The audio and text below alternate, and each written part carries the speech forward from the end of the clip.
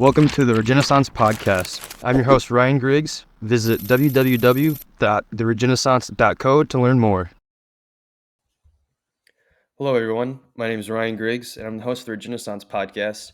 And today, alongside me, I have Dan Kittredge, who's been an organic farmer for quite some time and is also the founder of the Bionutrient Institute. Thank you for joining me. Happy to be here. So I guess to get started, before really diving into the Bionutrient Institute, because there's a lot I would love to talk about there, just talking about your experience growing. So I'm just correct me if I'm wrong that you grew up on an organic farm, correct? I did. Yep, I did. So what was that experience like? Well, it was normal for me. um, uh, my parents met they were community organizers in the inner city in Boston in the 70s. And so first couple of years I lived in it was definitely the bad part of town. But my parents decided they wanted to raise their kids in the country, and they saved up a little bit of money and made some plans and bought a piece of land and built a built up like a homestead, passive solar house with a root cellar and a wood stove, and started a farm, and didn't really know what they were doing. And this was before the word organic really existed. But it existed, but it wasn't really a thing. Um, yeah, we had a milk cow and vegetables and pigs and chickens and ducks and turkeys and um, fruit trees and we ate almost everything. Almost everything we ate, we grew. We bought like salt and rice and beans and stuff, but flour. Other than that, like everything was homegrown and fresh in season, or frozen, or in the root cellar, or lacto fermented or dehydrated. All of our meat, all of our dairy, all of our fruits and vegetables. It was. I think a very like not normal childhood in the 80s and 90s, for people growing up in America. Maybe the 1800s and 1890s, but not 1900s, 1990s. So, yeah, it was great, and I think it was a wonderful way to raise a family. If people ever want to raise a family, you can have a much lower cost of life, and you can realistically live a better life. If you unplug from the dominant paradigm to some significant degree. It was part of the Back to the Land movement, really. If people have heard of that Back to the Land movement. So, Can you elaborate on that? yeah, I'm not sure when it was 60s, 70s.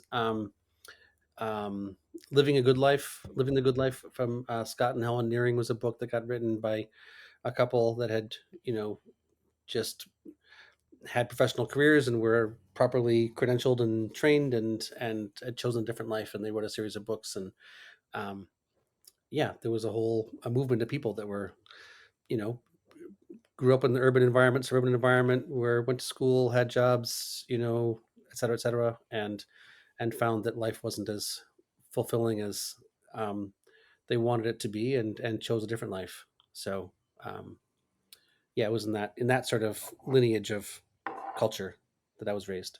Hmm. Now I'm curious too, with your parents going organic at that time too. How did they learn about that? Especially considering where you're not in modern times to where your phone's literally a supercomputer and can just Google and learn all this. Um, yeah, I'd be curious to hear in that time to where it was more. It seemed to be um, way less common than it is now. I might be wrong on that, but it just seemed at Yeah. that time. Yeah, I'd be curious how they found out about that. Well, there was the stuff, Rachel Carson and Silent Spring and DDT, and there was awareness about these chemicals and what negative impacts they were having on people and the environment. So whether there was a word for it or not, the general impulse that like toxic chemicals shouldn't be in our food was was a thing that people felt. And there was the Rodale, was out there, and Odell Davis, and there were people talking about this, like, hey, we shouldn't, because the chemicals only really came in after World War II, right? Before that, we didn't have insecticides and fungicides and chemical fertilizers and stuff. Only really happened in the 1900s. Only really after World War II. So Before that, that's just how it was. You didn't chemicals didn't exist, and so that's why, and it wasn't even an option. So it was like not everybody changed over, you know, to using chemicals. So right now we think about like, oh, that's how farming's always done, but um, no. For And the oh, go ahead. I'll let you go. Sorry. well, and also because my parents didn't know really how to make a living farming, they had still had to have a job, and so what they did was got involved with some people that were starting a local organic farming organization here in Massachusetts, and my mother was a founding executive director and did that for 30 years. The state chapter. My father was the editor of the journal for the 7 state organization. Um, it was like this was the newspaper for the organic movement in New England. He was the editor of, and they ran the annual conference for the gathering for the community for 25 years. So it wasn't just a farm I grew up on. It was also like my parents ran the organic movement, helped write some of the first organic standards in the 80s. And, um, before organic was a certification, somebody had to create a certification. And that was what my parents were part of. So yeah, really interesting. I think context. So with that being said, too, with the fact that your parents were just so heavily involved, and then also just pairing that with the fact of growing up on an organic farm, was that something that you saw yourself doing for I mean, I guess the rest of your life, essentially working in agriculture? I never really had any idea what I was going to do. I I remember, at various points in time, in eighth grade or 10th grade, they give you this like test and like, oh, what do you want to be when you grow up? And I want to be a firefighter. Well, I never knew what I wanted to be. No, it took me a long time to come back around to um, the lifestyle. Yeah, it's What really brought it's a what culture too. It's not just a profession. It's a lifestyle. hmm.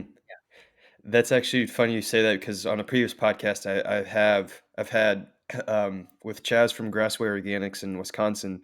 He I forgot what the exact tattoo he has, but it's essentially that it's with farming and living off the land. Just a completely different lifestyle and culture that um yeah, it's just vastly different than being in, say, a major city working in tech.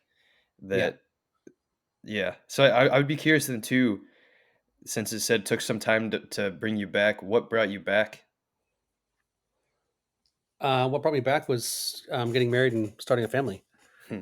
And I had found no better way in all my travels around the world and all the things I'd done to raise a family than, you know, on a piece of land with nature, with animals and plants, and both parents at home, and you know, um, no screens and elders and youngers and meals and just culture. So yeah, I don't. I mean, there's making a living farming, and then there's like having a relatively simple lifestyle where you've got a piece of land, you don't have a fancy house, you grow a bunch of your food, your cost of living is low, so you don't need to make much money. And I think that's yeah. I mean, I did. I mean, I had basically managed my parents' farm in the summer through my teens and 20s as a profession, but I wasn't making a living doing it, and I hadn't ever really made any money doing anything else. And so when I got married, and I was like, oh, I actually have to make a living. I was like, oh, well, I guess I'll be a farmer. And that's when I realized that I wasn't that good of a farmer, and what let me into the whole thing that's now nutrient density and the Bionutrient Food Association and everything else. Hmm. Um, And so with that too, I noticed you've mentioned working with farmers throughout the world too, such as Guatemala and Honduras and India. And I'd be curious from those experiences, because before starting Regenaissance, I had plans myself to where I was going to be traveling the world and visiting and working on different farms, starting in Europe and then wanting to explore parts of Africa and Asia and seeing what the cultures are there that are like there. And so I'd be curious from your experiences with these different communities. I guess just it's a pretty general question, but what were those experiences like? And just be curious to hear similarities and differences from just the cultures themselves of these communities, but then also just how they go about the agriculture. Boy, so I mean, the summer after my freshman year at in college, I lived on a total homestead in Siberia, like for 3 months, where people had just basically built a little place and tried to start farming because it was post Soviet Union and there was no money, and like it was like like kind of survival, you know. The next summer, I worked on farms in Guatemala and Honduras, Nicaragua, um, and yeah, again, it was very, very subsistence kind of farming. The time on farms in India as well. You know, there's a lot of people who don't have much on this planet and that live simple lives, and um, just because they don't have much doesn't mean they don't have a lot of richness in their culture. I would say, um, you know, it's like you can pretty much go anywhere on a planet, and if you're just real with people, there's so much we have in common that like what's small differences like are don't even matter. So for me, it was wonderful just to get out in the world and get perspective on life and get perspective on the U.S. and the culture here. And um, yeah, I mean, woofing is what I mean, willing workers on organic farms is like a thing that's been around since I don't know 80s or something. It used to be a physical thing, a physical plain piece of paper, a handbook that you could pay $5 for or whatever, and now it's online, of course. So this is totally possible for people to go and like volunteer on farms, work half a day, get half a day off, whatever.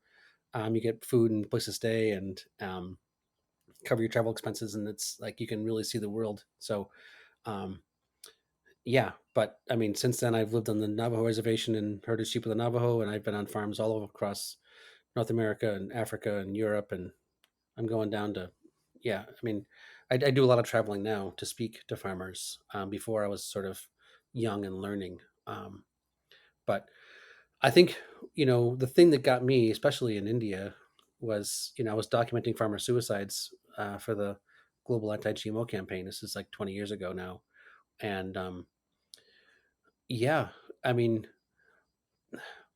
there's a lot of farmers that are 2 or 3 generations into this chemical system who don't remember the indigenous wisdom that their cultures used for millennia to maintain the land. And in many cases they lose their land and they commit suicide and they have to go live in slums in the cities. And my very strong impulse was, is there some way we can take the understanding we have about how actually easy it is to work with nature and support all these hundreds of millions of people or billions of people on this planet who are able to help reverse climate change, and you know then not have to be living in slums and still have their integrity of their culture intact on the land. And um, yeah, yeah, it definitely shaped my entire life, traveling the world and seeing these people and understanding the privilege we have here and the opportunity to do good that's at our fingertips.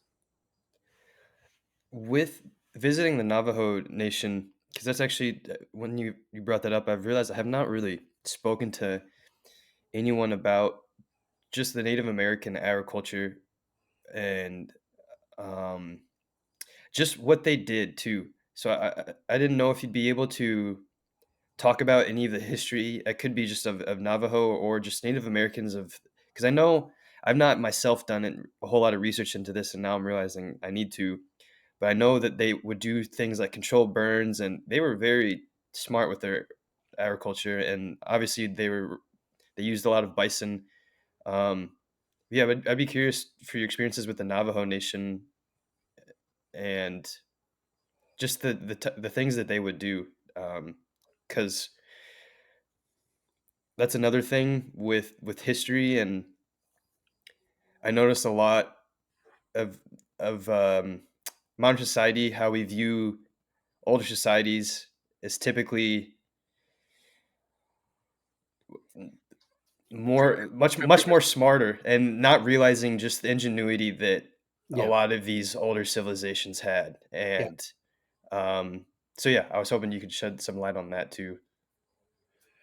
Well, when I was with the Navajo, I was I was basically helping to document genocide that was occurring to them through the Bureau of Indian Affairs and the Peabody Coal Company, and and yeah, resist and yeah, help out basically. But Hmm. since then I got to see how they did things, and I don't think I truly appreciated it then. But since then, there's I've learned a lot about how indigenous cultures globally were managing the landscapes completely from one edge of the continent to the other, comprehensively. They weren't hunter gatherers like walking around and picking stuff up. They were really proactively managing the landscapes to maximize like vitality and doing brilliant jobs. I mean, the Aborigines in Australia for tens of thousands of years. I mean, there's so much like good historical, scientific recording and data to show how well humans can work with the landscape without tractors and fertilizers and things like that. Like really quote unquote low tech, but really systemically, thoughtfully. Like I think the Native Americans say that the chipmunk has a role, and wolf has a role, and rabbit has a role, and so does human. And the role of human is caretaker. And our job is to be overseeing the entire landscape to maximize its systemic optimization. Um, and yeah, there's so much wisdom to learn from all these cultures. So much. What from this is going to be, I guess, another a general question. Just from all the experiences you've had with various cultures, what would be one or two just really awesome things that you've learned from them that you could share? More two awesome things. Uh, I know that's a very bad question as I said that, but I'm gonna go with it. that we are all connected. That life is actually what's going on here. Like life is the reality we're living in. It's not like a series of ones and zeros or atoms of this and atoms of that. It's life, which is God, which is love, which is consciousness, which is this beautiful, amazing thing. And um, that the potential of any human is so much more than just on the physical plane. Like that we all have levels of being which are multi-dimensional. Yeah, they have an entirely different worldview than the one I was taught in school, which I think is actually much closer to true. If you do the real science, if you actually look into quantum mechanics and biophysics and stuff, like they're right. Well, thank you. So before transitioning to the Bionutrient Institute, wanted to go back because whenever you mentioned about all the chemical sprays happening post World War II, because in the context of American agriculture, going back to the Dust Bowl, um, for the folks that might not remember from the 20s and 30s, just from overplowing and monocropping, not using any sprays, but still were able to do a lot of damage to our land. And then nature responded with the Dust Bowl and the Dirty 30s. But then after World War II was the introduction of all kinds of chemical sprays to where that's now been a major component of uh, conventional agriculture that's really done a number to the land and then also our health. Yeah. So I was Yeah. hoping, because I've not talked about this on a podcast yet, really either, if could talk about how that came to be after World War II with the chemical sprays. I'm not sure if you'd be able to explain how that came to be in America and how it's so prevalent now. Yeah. Well, um, there's part of what um, allowed us to win World War II was our ability to make lots of factories really fast that made lots of stuff. And whether it was planes or tanks or trucks or boats or explosives or chemical weapons or whatever, um, basically the government gave companies a lot of money to build factories to make stuff that they then bought from them. And when the war was over, all these factories were there, and the government said, "We're not going to be buying explosives and tanks and planes anymore." And so there was these people that had these factories that were like, "What do we do with these factories?" And um, if you look at it, the ingredients in fertilizer are the same ingredients in explosives. Um, the Oklahoma City bombing that happened in the 90s, I think, was a fertilizer bomb. They just took ammonium nitrate and potassium sulfate or whatever it was, and stuck it in the back of a truck with some diesel. It blew the front off a big building. Um, so they had these factories making this stuff, and they're like, "Who can we sell the stuff to?" And they said farmers. And the chemical weapons and all that kind of stuff. They're making nerve gas, right? Nerve gas, the same compound that was nerve gas used in the war, is insecticide. They just changed the name of it.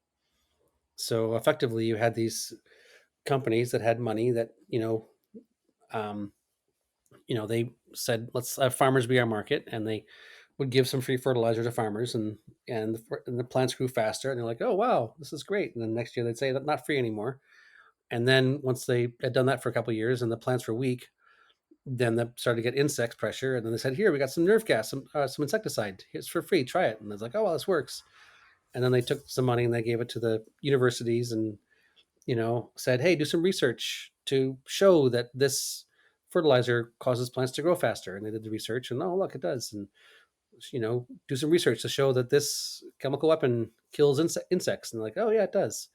And then they were like, hey, we'll give you money to endow a professorship if you will teach this stuff. And so um, it's kind of the same story as a lot of things with money and um, industry with economic incentive to sell more product. Um, so yeah, it's not too complicated. I think what was the follow-on movie to Kiss the Ground?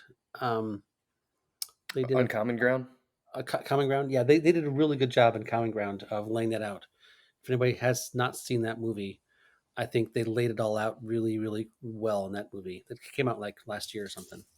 Yeah. Well, it's just wild too, even taking it to the Vietnam War, Agent Orange. I mean, what they spray, and then the disastrous effects of Yeah, the amount of chemicals they sprayed. And then you look at pictures whenever the people that are using the sprays out in the fields, they're in hazmat suits, and it is just absolutely bonkers how much of that is allowed. And I think that could be a good segue into everything that you're doing with the institute, because with conventional ag, with especially a lot of heavy tillage and then monocropping, but then adding in chemical sprays and who just all the effects that's had just in terms of the actual nutrients of the food that we produce now is just drastically different. I mean, I don't remember off the top of my head, but I just remember reading an orange 100 years ago and comparing that to now is just not even comparable. And it's interesting that with regenerative agriculture, that's talked about a lot now. It's really picking up steam, and then especially on social media, the main thing that's really talked about is carbon, which should be talked about. But another thing it is talked about, but I think it should be talked about a lot more, especially in the context of regenerative agriculture, is just nutrient density and just the whole food as medicine. Because that's another thing that, with the fact of how disconnected we are from our food and just how chemically industrialized slop is just full of our food system now, food is really supposed to nourish our bodies and heal us. And you're not supposed to eat a large meal and then feel like crap and then take a giant nap every meal and then be hungry an hour later because the food you ate is actually not nutrient dense. And I think that's very important with everything that you've been doing there. So I'd just love to hear what made you want to start the Bionutrient Institute. Yeah, I'll just start there. What was the impetus to all of that? Uh, well, I mean, I can go back to my time in the Himalayas and my insights about the spiritual nature of humanity and quantum coherence and biophysics, but I think it comes from a deeper thought that when we are well, when you are what you eat, when you eat good food, you you are more more healthy on multiple levels, and emotionally healthy, psychologically healthy, spiritually healthy, and then you're able to be a better person in the world. And then the thought basically being, if food was better, then people would be better, then maybe the world would be better, because all the things that are part of the world, the economics and the politics and the medicine and the media, are made by people. So um, yeah, there's a much deeper sort of strategy there behind all the work. But what got me into it was when I was, I started a family and started trying to make a living farming, and realized that I was a bad farmer because my plants were being eaten by insects and disease, and I couldn't make a living. And I was like,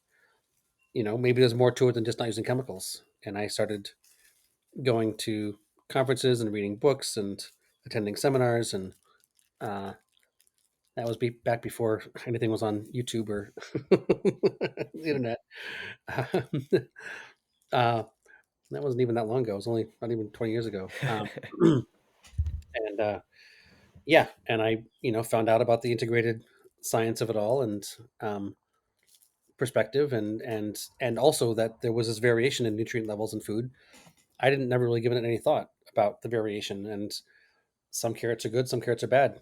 Like you said about the orange from 100 years ago and orange from now. Well, I would say that there's good oranges now and bad oranges now. Not all oranges now are uniform, and that's the basic point. Is actually, you know, a carrot that tastes good is different nutritionally than a carrot that doesn't taste good, and some do and some don't. Tomato, peach, whatever it is. But yeah, I got to, I was studying because I wanted to try to figure out how to make a living farming. And once I figured that out, and I had also heard about this other thing, I was like, wow, like I can make a living farming working 20 hours a week. And there's some stuff here that I didn't know. And I grew up on an organic farm. My parents ran an organic farming organization. So maybe I should start talking about it. And I started talking about it and looking more deeply into it. And I was like, wait, we can reverse climate, disruption. We can reverse chronic disease. We can, increase farm viability. We can, I mean, we can do a lot of really exciting, positive things if we just make food more nutritious. Um, and yeah, so founded the BFA in 2010 to educate around these things, and started doing research with the institute really 2017, 2018. Um, so yeah, it's been a process. So for the research that you were doing when you started out in 2017, what were the goals that you had in place? Well, the vision was that we could build, you know, effectively a way for you to take your smartphone and flash a light at this carrot and actually test how good it is against that carrot. So anybody could go to anywhere where food is sold, milk or meat or, you know, anything, flash a light at it and actually test it like a scientific instrument. Um, that was the vision. Um, that some food is better, some food is worse. And if we can read what a star is made up of 10 million light years away, which we can with a flash of light, it's called spectroscopy, then we could do that with a carrot in front of us. And so, yeah, the first questions were three. I mean, so that was the vision. Like, if we could do that, if we could make it so, and if there's 3 bags of carrots on the shelf and you flashlight at one, it's not the label, not the QR code. You're actually scientifically assessing what the carrot's made up of with a specific kind of flash of light. Um, if you got 3 bags on the shelf and one comes back 20 out of 100, one comes back 40 out of 100, one comes back 80 out of 100, our thought was people would more likely take the 80s and leave the 20s. And money being what it is, power, you know, if the 80s get sold and the 20s don't get sold, then the farmers that grow 80s are going to get their stuff bought, and the farmers that go 20s aren't going to get their stuff bought. And farmers are going to have a reason to start focusing on qualities instead of volume. Hmm. Uh, and so we thought we could, instead of trying to solve things through legislation or labeling or activist campaigns, let's just use the market because the market controls a lot of things. And a lot of people spend money buying food most days. Um, so yeah, the questions were: do nutrient variations exist in some significant quantity? Like, is there significant nutrient variation in food? Was the first question. Second question was, does that connect to soil health and ecosystem function, or to a variety, or to a fertilizer type, or to a certification label, or soil type, or point of purchase? And the third question is it actually possible to build meters that can do this? And yeah, it took us 4 or 5 years and 10,000 samples and hundreds of farms and multiple continents and dozens of crops. And yeah, by 2021, we basically had answered those three questions. Yes, nutrient variations are dramatic. They do connect to soil health, and you can build meters that can be in someone's hand that they can afford, that can test those nutrient variations. Can we break those 3 down a little bit more? Because those are actually great, and I would just love to hear more of just the findings and research that you had for each individual question. So yeah, we call it 25 different crops: roots like carrots and beets and potatoes, and leaves like lettuce and kale and spinach, and fruits like tomatoes and apples and squash, and grains like wheat and oats. 25 different crops we looked at. And when it came to nutrients like calcium and phosphorus and sulfur and potassium and zinc and you know copper and manganese, the variation was something like 2 to 1 or 5 to 1 or 10 to 1. Like, this carrot has 5 times as much sulfur as that carrot, or 10 times as much phosphorus as that carrot. Um, so that was the range of variation we found. And then when we looked at the fancier compounds like antioxidants and polyphenols, it was more like 20 to 1 or 40 to 1. So across the board, from carrots and cucumbers and tomatoes and wheat that you can buy, that's the variation of nutrient levels right now. It's massive. Wow. Is there I mean, so is the scanner that you have in place to where consumers can do this? So we released our second generation meter in 2021 that had calibrations for 10 crops on a couple different compounds. So, like, for carrots, you could test polyphenol levels. For zucchini, you could test antioxidant levels. For wheat, you could do BQI, which was an average of 6 different nutrients. Um, so we showed that it's possible, but it's not really about this nutrient or that nutrient. It's about the overall quality, like the average of all the things. Like, what makes a carrot 80 out of 100? How do you define 1 to 100? And that's where we're at right now. After we proved that variation was massive and it didn't really connect to anything besides soil health, and that meters can be built, the next question was, well, then what is quality? Because you can't build a meter to test overall quality until you define what quality is in the first place. So that's what we're doing now. With the huge disparities in the quality and where that farm was at, I'm just were the results correlated with, say, the lesser nutrient dense were coming from, like, a conventionally quote, unquote, "conventionally raised farm," or I'd just be curious to hear about those findings in tandem with the actual farm themselves. So we looked at different varieties. Like, you got carrots or you got tomatoes or whatever, you got a bunch of different varieties. We checked that out. It didn't seem to connect it to variety. We looked at all different parts of the country, the Northeast and the Southwest and the Midwest and the Northwest. There was no connection by soil type or climate zone. We looked at point of purchase, like grocery store, farmers market, farm, garden. No connection there. We looked at organic versus not organic versus no-till versus regenerative versus biodynamic versus grocery store. No connection there. Whoa. The only place we found connection was with soil health. And just because you're organic does not mean you have high levels of soil health. And just because you're local does not mean you have high levels of soil health. What we found was the level of life in the soil, specifically the level of life in the soil, is what connected to the increased, like more life in the soil equals more nutrients in the food. That so with that being said then too,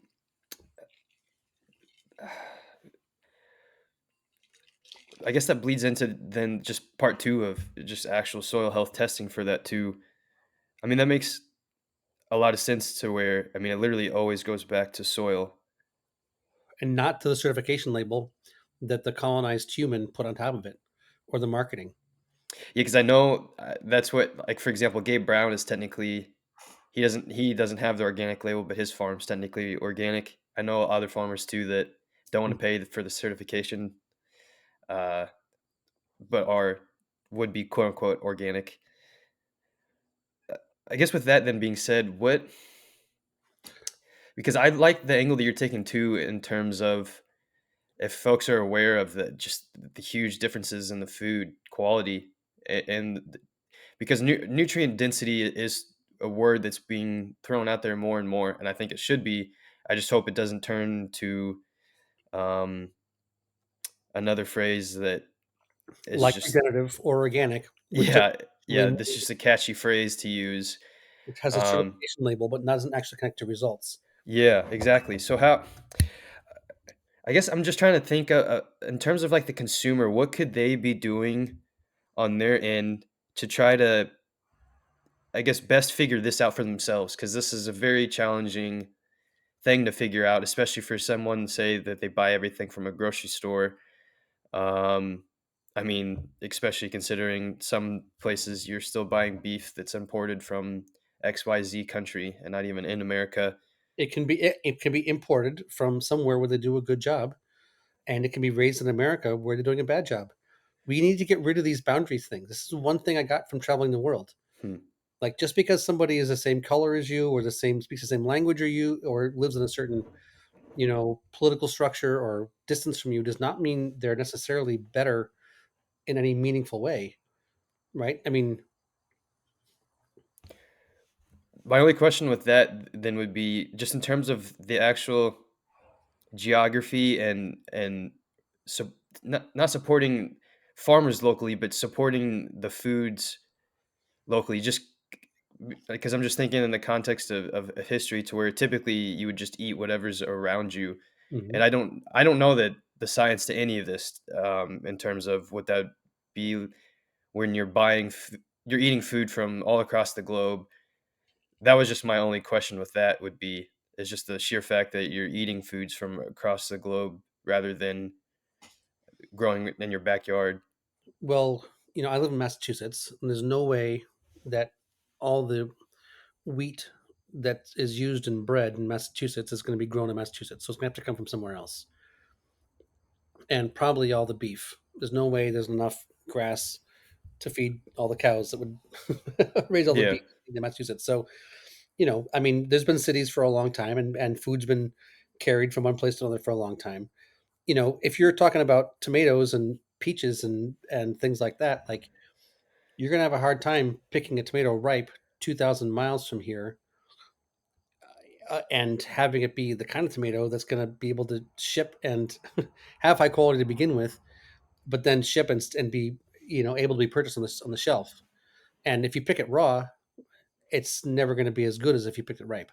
So there's a lot of things where fresh, picked ripe is going to be just way better than picked raw and shipped. Um, but some things can travel, and some things get frozen. And say there's blueberries in Oregon, and a lot of blueberries in Oregon, and they're all picked ripe and they're frozen, and then they're shipped. You know that potentially is quite good here in Massachusetts. So yeah, I mean, there's all kinds of nuances when you get down the rabbit hole in this. But I think the basic insight we came to, I mean, beyond the scale of the variation, the most important thing was that the vast majority of what we found was in like the 20th or 30th or 40th percentile of what it could be. We found some producers in all kinds of places doing a good job, like doing two, three, four, five times better than everybody else, almost everybody else, but not many. And so it's really about sourcing the best inherent quality. And that's like, how do you define it? I mean, so your question was, what can people do now? God gave you a nose and a tongue, or nature, or evolution, whatever you want to call it.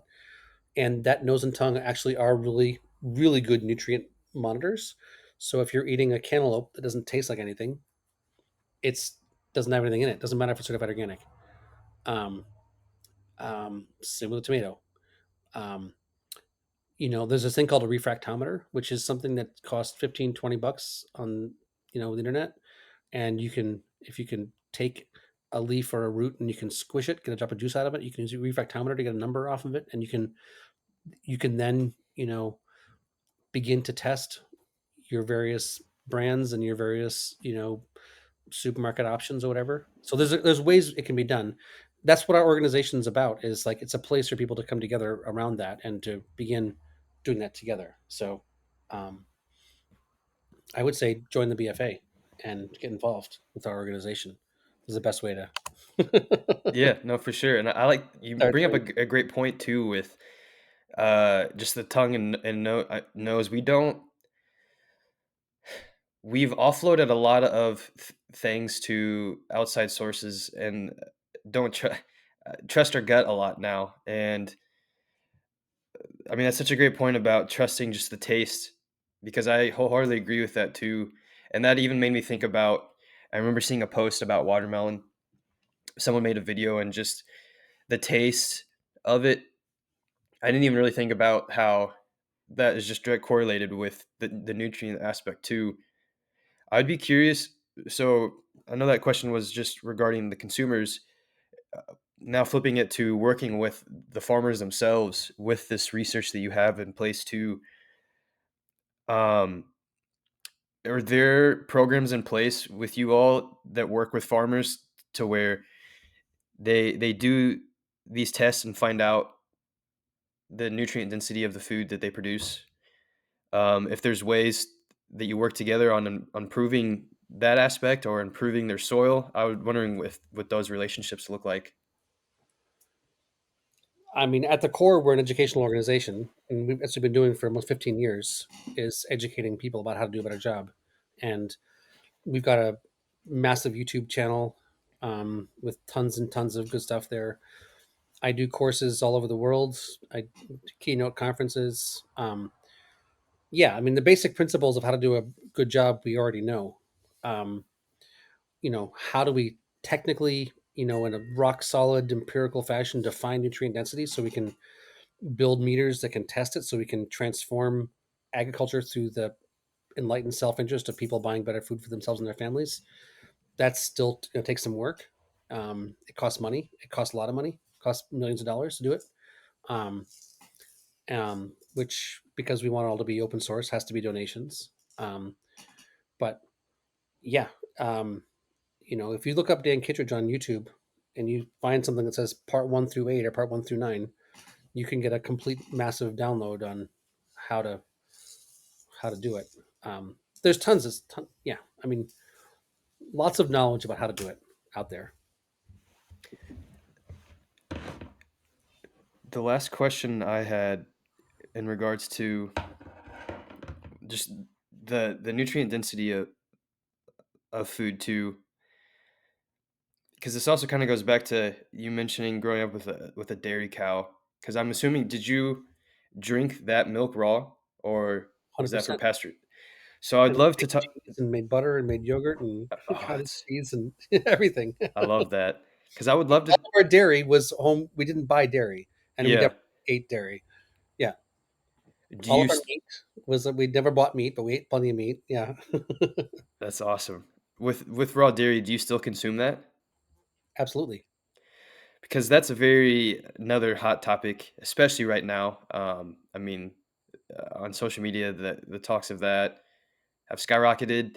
They're very polarizing. Um, I had Mark McAfee on my podcast of Raw Farms, and they try to have so many different hit pieces towards his farm, and with What the did whole people do for thousands and thousands of years? yeah, that's We just ask one basic question, it was like, how have humans done it for thousands of years? well, I always ask this basic question too. If millions of Americans annually drink raw milk, how come that millions aren't dying annually or even going to the hospital? Because there's been hospital cases, yes, but with how many Americans consume raw dairy every day or every year, and pair that with the actual numbers of deaths, it's you can't. I mean, that's the objective data right there, and that's what I find so crazy about this whole conversation. A lot of these conversations are not based on data. They're based on fear mongering and some deeper, you know, agenda. So, that's just the reality of the world we live in these days.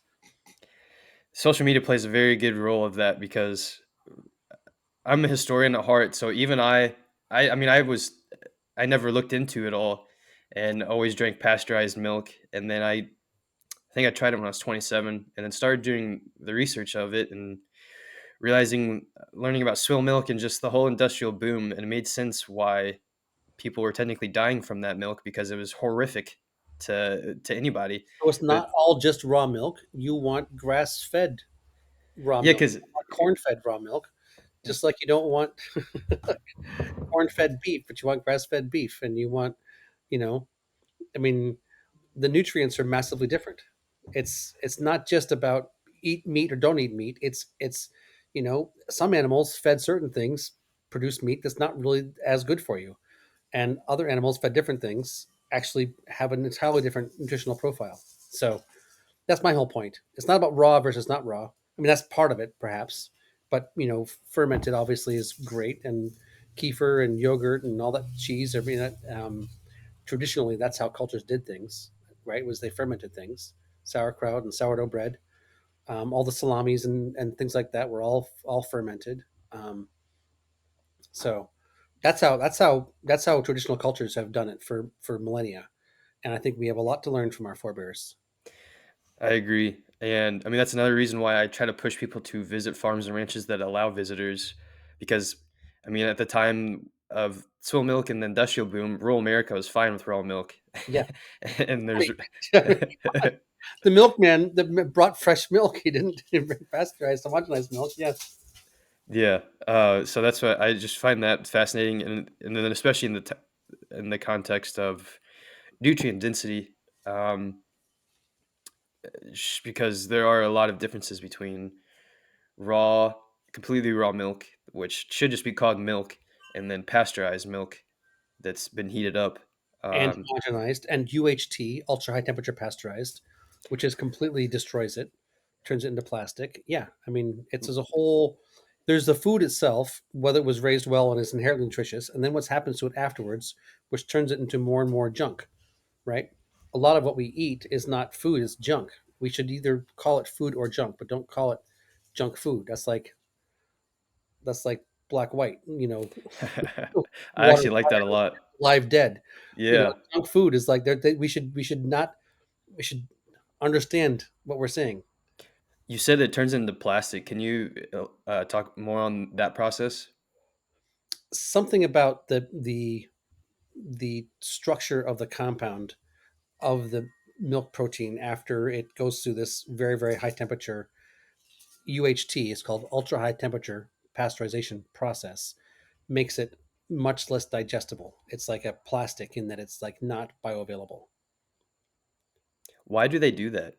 Do you know? Uh,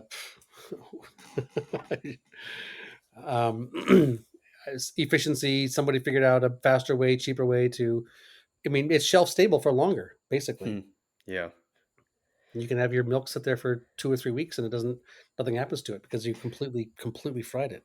And that's another thing that exacerbated this problem of massive disconnect to our food is just the fact that everything is made for self stability and long term, so we expect those things, but then you get raw milk and it That's that's junk. The more yeah. stable it is, the more like microbes and mice won't touch it. The less it's food. Yeah, because I mean, you've seen, like, the videos of people that have had, like, a McDonald's burger over a Yeah, year, 5 years, and it hasn't decomposed or anything. The microbes can't. It's complete. Yeah, that's what you're building your body out of. It's not a good thing. It's not, and that's why it's wild that, especially going back to just the whole raw milk talk, that there's just so much. It's just so heavily demonized. But then again, eating a burger that can't decompose after 5 years is totally normal to eat every single With day. fries and everything else. Yeah. Yeah. Well, that Uh, just goes to show the value of propaganda, right?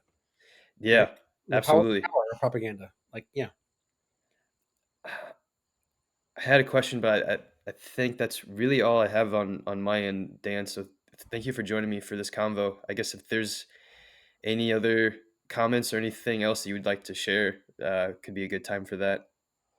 I think it's been a great conversation. Look forward to the recording and sharing it with people. It's been a, I love the questions you've asked. It's been great.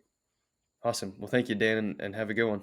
Great. You too. Visit www.theregeneissance.co to learn more.